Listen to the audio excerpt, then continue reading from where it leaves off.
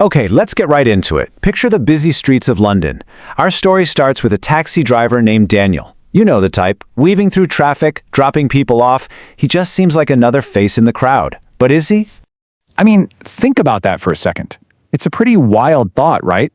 But you'll want to stick with me on this, because for one very powerful CEO, this hypothetical question is about to become a jaw-dropping reality. You see, to everyone who got in his cab, Daniel was just, well, a driver. But behind that steering wheel, he was hiding a secret life, a whole other past. And this slide just lays it all out perfectly. On the left, what people saw, a simple driver. But on the right, that's the reality. Before he was driving a cab, Daniel was a top-tier finance analyst. So you got to be asking, what on earth happened?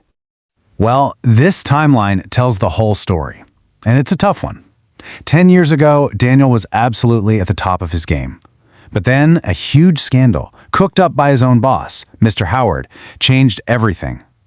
Howard needed someone to take the fall for his own mistakes, and Daniel was his pick. His career, his reputation, gone. Just like that. No other firm would even look at him, so he had to start driving a taxi just to survive.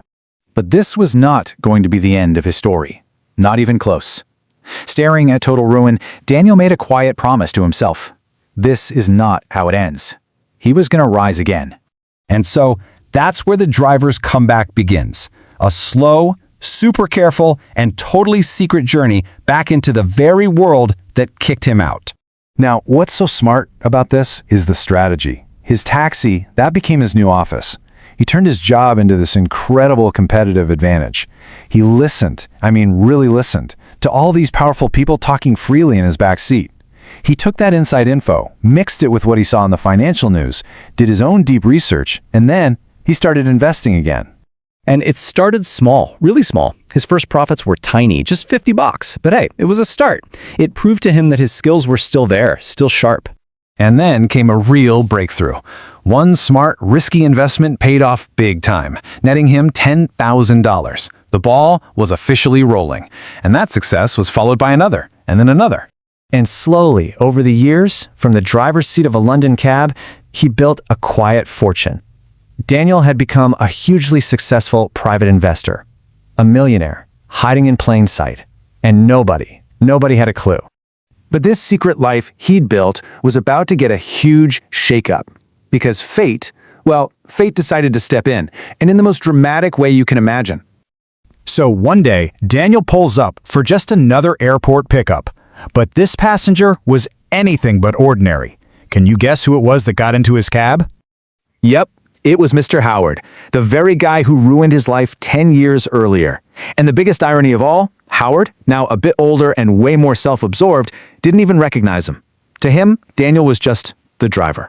The whole ride, Howard is on this frantic phone call, basically shouting about how his company is in trouble and how he's desperate to find a major investor to bail him out. And in the front seat, Daniel just listens, taking in every single word. As they pull up to the destination, Howard hangs up his phone and, with this really condescending laugh, he tosses out this question. He just saw a uniform and made a snap judgment about the person wearing it. Daniel just gives a little smile and replies, so calmly. Howard just laughs out loud, says something like, good luck with that, and walks off, totally oblivious to who he was just talking to. All right, this is the moment. This is where it all comes together. The final scene that's been 10 years in the making. So a few weeks go by, and the stage is now set for the final act. We're now in the boardroom at Howard's struggling company. The tension in there is thick. Everyone is waiting on this mysterious, deep-pocketed investor who could save their company. There's a knock, and then the door slowly swings open. In walks Daniel, but he's not in a driver's uniform. He's in this perfectly tailored suit. He walks in with a confidence that just owns the room. And Howard? His jaw just hits the floor. He's in complete and utter shock. Daniel calmly sits down at the head of the table, looks right at his old boss, and his first words just cut right through the silence. And there it is, the ultimate checkmate. What an incredible reversal of power, all built over a decade of silent, patient, hard work. So, what's the big takeaway from this incredible story of revenge and resilience? It's just a powerful reminder, isn't it? Someone's current job is just a snapshot. It's not the whole picture of who they are or what they're capable of. Our own assumptions can totally blind us to the incredible potential that's hiding in plain sight. And that brings us to the final question I want to leave you with. After everything Howard did, if you were Daniel, what would you do? Would you save the company to prove you're the bigger person, or would you let it all fall apart? Something to think about.